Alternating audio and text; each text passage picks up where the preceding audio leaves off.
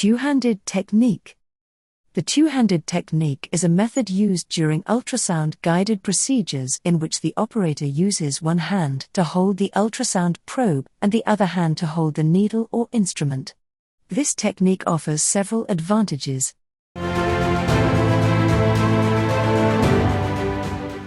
I am pleased to announce a new exclusive offering on my channel, the Proficiency in Practical Pain Management course, also known as the Practical Class.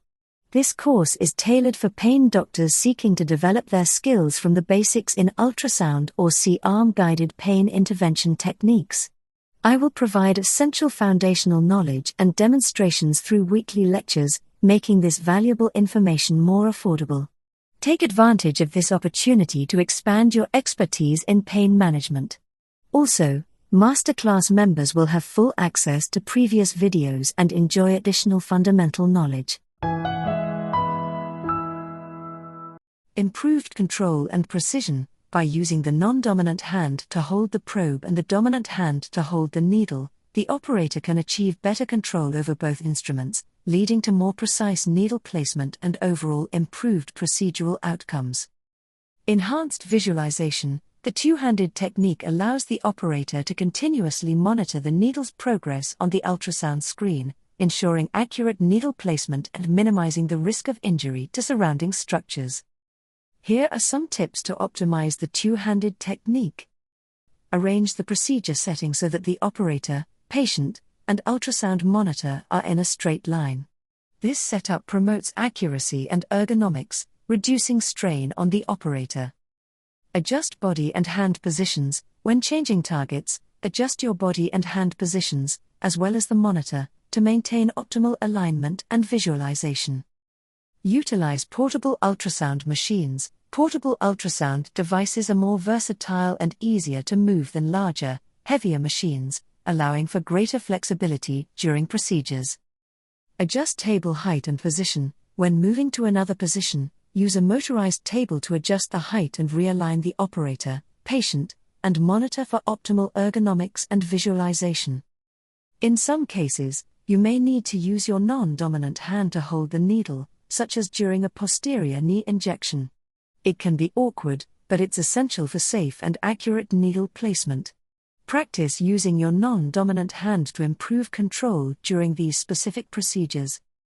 Using a motorized table can help stabilize the procedure, protect the operator's posture, and facilitate safe and stable needle insertion. By incorporating these tips and techniques, you can enhance the accuracy and safety of ultrasound-guided procedures while reducing strain on the operator. Sterile environment. Maintaining a sterile environment during ultrasound-guided procedures is crucial to prevent infections and ensure patient safety. Here are some steps to help you maintain a sterile environment during these procedures. Personal protective equipment. Use disposable sterile gloves to minimize contamination risks, and wear an aseptic sleeve on at least one side of the operator's forearm for additional protection. Don a surgical mask to reduce the risk of spreading airborne contaminants.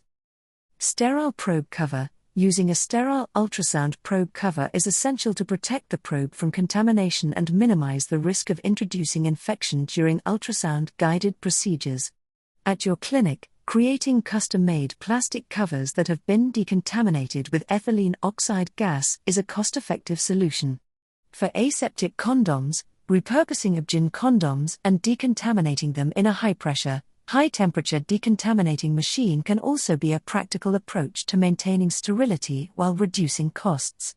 These methods help ensure a sterile environment during the procedures while maximizing resources. Sterile gel, I mentioned before. Skin preparation. Cleaning the patient's skin thoroughly with an appropriate antiseptic solution, such as chlorhexidine or povidone iodine, is essential before starting any procedure. Your staff's effort to scrub away all surface dirt from the patient's skin is a crucial step in minimizing infection risk. To further reduce the likelihood of bacterial growth, you may consider performing a final cleaning with the antiseptic solution just before the procedure. This ensures that any bacteria that may have grown since the last cleaning are eliminated, providing a safer environment for the ultrasound-guided procedure. Using sterile drapes is essential in medical procedures to maintain a sterile environment and minimize infection risk.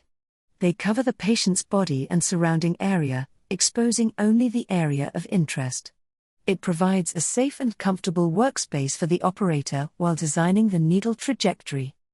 Sterile needle exchange: when withdrawing fluid with a needle, exchange the used needle for a fresh one before reinserting it into the body.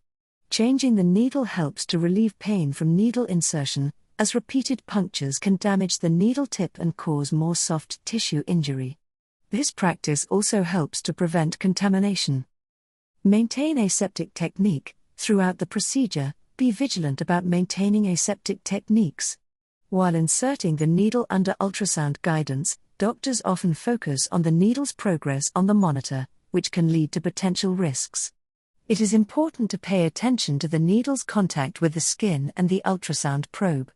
2 possible risks to be aware of are: ruptured aseptic condom or probe cover. A rupture in the aseptic cover can be a source of contamination, so always monitor the integrity of the cover during the procedure. Accidental needle puncture: be cautious of accidental needle punctures through the aseptic plastic cover or condom, which can lead to contamination. Pay attention to the needle penetration and the condition of the cover to prevent such incidents. By following these steps, you can create and maintain a sterile environment during ultrasound-guided procedures, reducing the risk of infection and ensuring patient safety. Thank you for watching. See you in the following videos.